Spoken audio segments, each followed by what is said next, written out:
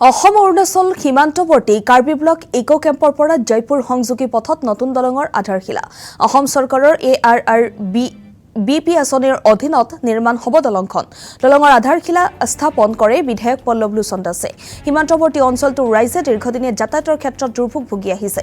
এই নতুন দলংখন নিৰ্মাণেৰে যোগাযোগৰ ক্ষেত্ৰত এক বৈপ্লৱিক পৰিৱৰ্তন আনিব বুলি আশাবাদী। বিশ্বনাথৰ উত্তৰাঞ্চলত চৰকাৰৰ ARRBP আঁচনিৰ অধীনত শেহতীয়াকৈ দুখনকৈ নতুন দলং ৰাইজৰ বাবে মুকলি কৰি দিয়া হৈছে।